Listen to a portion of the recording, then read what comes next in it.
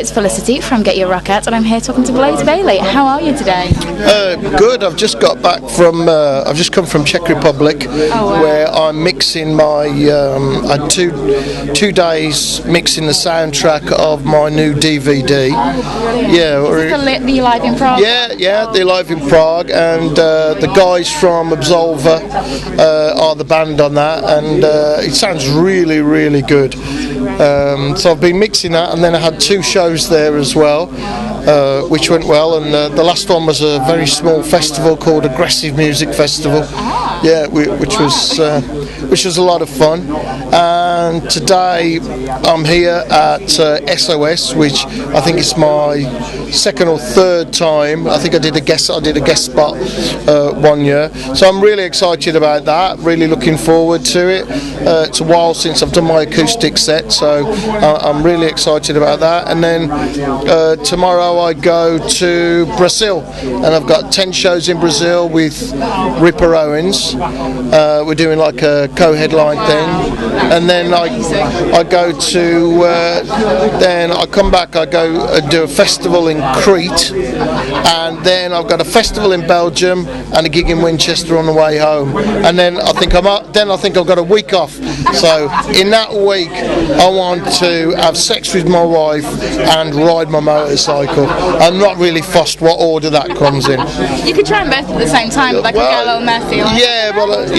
You could attempt it. Yeah. Let us know how that goes. So it's busy, but I don't know why. Maybe it's they say music goes in cycles, but people seem now a lot more interested in what I do, and people view my period with Iron Maiden in a much different way than I think at the time. It's 20 years ago that I joined Iron Maiden, and I'm it's 30 years since I started singing, 20 years since I joined Iron Maiden, and all of these kind of anniversary dates have come together, and I think people take a fresh look at it now, and they go, well, the X Factor and the Virtual 11 albums were a start of a different era of Iron Maiden, and outside of the UK, people are a lot more fond of those albums. So it's really interesting, and people know me, I think, as much in the UK for Wolfsbane. We haven't done anything for a little while, but we're hoping to get something together next year. Oh, really? Yeah. Wow. What kind of thing? Well, we're just going to try. Yeah, we're just going to try and do a small tour. It's difficult to get the 4 guys together because we're all got different lives and everything. So it's going really well. The main thing I'm planning now is I have my DVD release, so I have to finish the mixing of that, make sure the sound's really good, and then I am preparing. I've got a big idea for my next album, and I want to do something really fresh and new. So I'm starting to think of that. As soon as the DVD is out and finished, then I'm more or less full-time. All my spare time will be working on ideas and writing my new album. Now that's really exciting. I mean, what can you actually tell us? I mean, what are you wanting to do, or can you just not really say anything yet without giving? I'm thinking of another concept album. I have an idea for a story. I've written a short story, and I think it's strong. I don't want to say too much about that, but it probably set in the future. I'm very keen on science and technology and the breakthrough, so I always try and incorporate those things in some of my writing anyway. And I'll be working with a lot of different artists. I'll be working sometimes with Chris and the guys from Absolver, and sometimes with some guys from Norway, and guys from Brazil, and the guy that I work with acoustically, Thomas Faison, and the violinist Anna Backer. So I don't know what it's going to sound like, but I want it to be something different.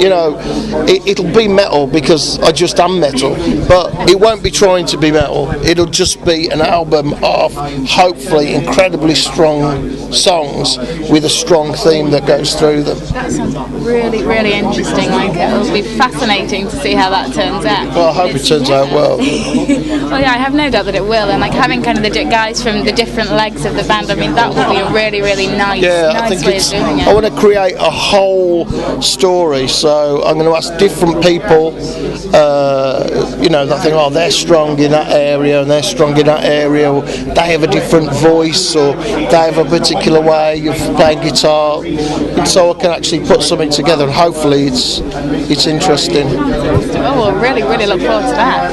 And like the last European tour you did was great, and like the Live in Prague DVD. I mean, what do you feel as though that's a fair representation of the shows you've been doing recently? Are you really happy with how it's going? I wanted to do something different because I've done a big DVD called Alive in Poland for a massive crowd. I did something in Z7 a few years ago, The Night That Will Not Die, which again, big stage with lots of lights. But really, those big shows aren't the main thing that I do. What I do are shows about this size and smaller, normally from like 100 to 500 people is about where I go, and that's what I'm happy doing. I'm not really trying to be big or famous any more than I am. I've been really famous. I want to work and perform in the places that I like, where I feel I can connect with my fans. That's most of my work. So I wanted to have something that kind of would get some of that closeness over of the smaller shows that I do, because that's mostly what I do. That's what I enjoy doing, and it seems to be getting there now. It seems to be getting that vibe of you're actually at a small concert and the sound is really good. The band play really well.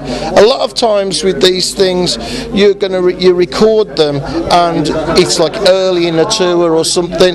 But this tour was like 33 shows, and it was towards the very end of the tour. So we knew everything pretty well, and we also knew the DVD was coming up, so we really kept polishing and on top.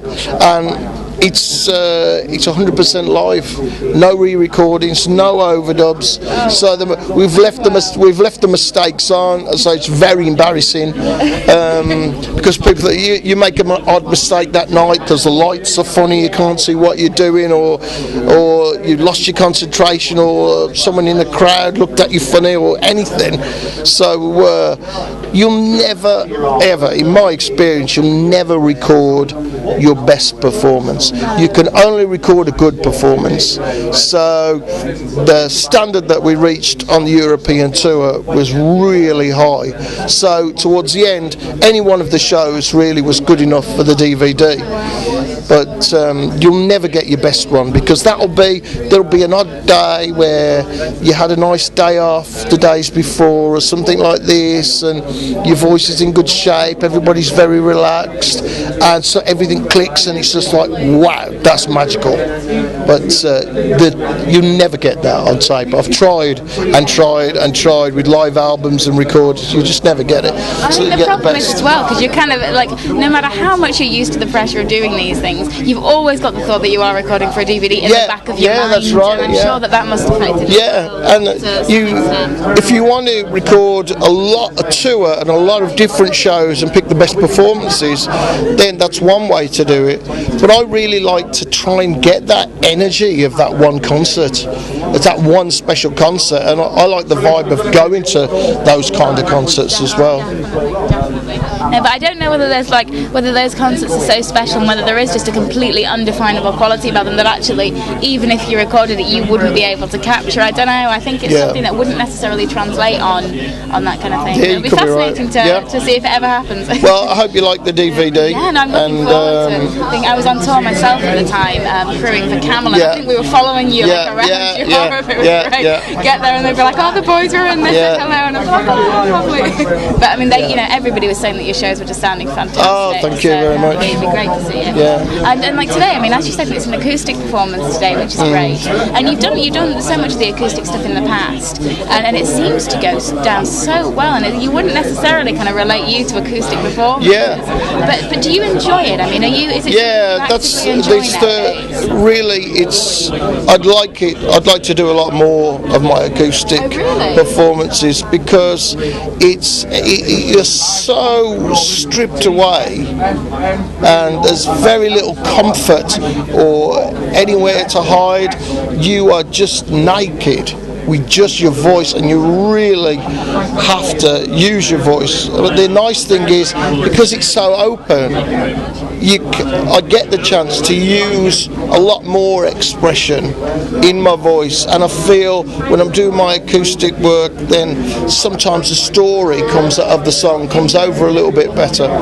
So it's something I enjoy doing both. It's nothing that I'll stop. I enjoy doing my acoustic, but like you say, a lot of people see me as purely a heavy metal singer. But now we had a review from a Swedish magazine of my Russian Holiday EP, and they called me acoustic metal.